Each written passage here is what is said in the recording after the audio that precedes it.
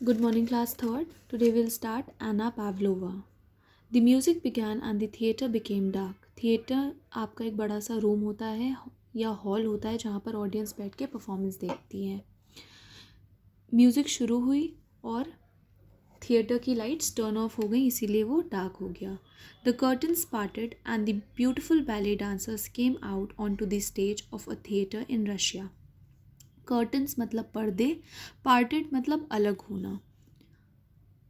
Ballet एक type का dance form होता है, डांस टाइप होता है. जैसे कथक भरतनाट्यम आपका डांस टाइप है, वैसे ही बैले भी एक डांस टाइप है. तो कर्टन्स खुले और ब्यूटीफुल बैले डांसर्स निकल कर स्टेज पर आ गई थिएटर के. और ये थिएटर कहाँ पे था? ये थिएटर रशिया में था. They were performing the magical tale of the sleeping beauty. Sleeping beauty कौन थी? स्लीपिंग ब्यूटी एक फेरी टेल है जहाँ पर एक प्रिंसेस होती है जो 100 साल तक सो जाती है, फिर एक दिन एक राजकुमार आकर उसे जगाता है. तो वो जो बैले डांसर्स थी वो इसी पे परफॉर्मेंस देने आ रही थी. An 8 year old girl was sitting in the audience. एक 8 साल की बच्ची थी जो ऑडियंस में बैठी हुई थी. ऑडियंस कौन होती है?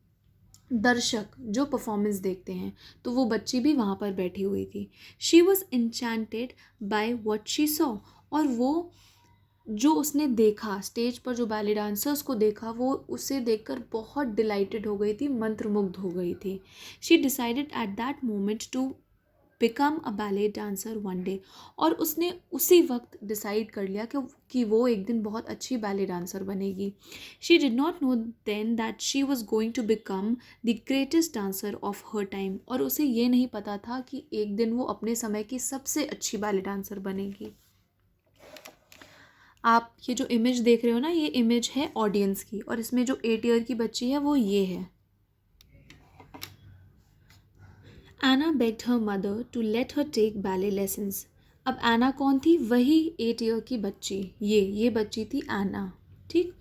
वो अपनी मदर से बेग करती है. बेग मतलब रिक्वेस्ट करना. अपनी मदर से बेग करती है कि प्लीज़ मुझे बैले लेसन्स लेने दें. But the Imperial Theatre School of Ballet did not admit students below the age of 10. Ballet lesson सीखने उसे कहाँ जाना था? Imperial Theatre School of Ballet में जाना था. लेकिन वहाँ पर जो 10 साल से कम के बच्चे होते हैं उन्हें एडमिशन नहीं मिलता है. Little Anna had to wait for 2 years, 2 full years before she could start learning ballet. और एना को जो था वो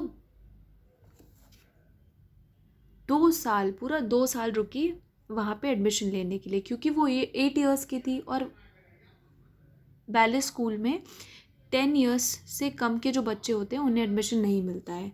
वंस ज़ा Nicholas two came to watch the children dance. ये TSAR जो लिखा हुआ है, इसका प्रोनाउंसिएशन, इसका उच्चारण होता है ज़ा. ठीक है. और ज़ा कौन होते हैं? जो रशिया के एम्परर थे उन्हें हम ज़ा कहते हैं. ठीक है.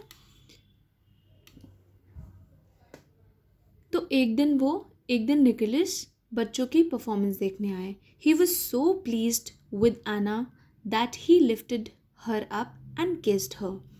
और वो एना की परफॉर्मेंस देखकर इतना खुश हो गए, इतना प्लीज़ हो गए कि उन्होंने एना को उठाया और उसके चीक पर किस किया.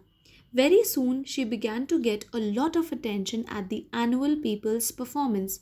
और फिर बहुत जल्दी ही उसे बहुत सारी अटेंशन मिली एनुअल पीपल्स परफॉर्मेंस पर.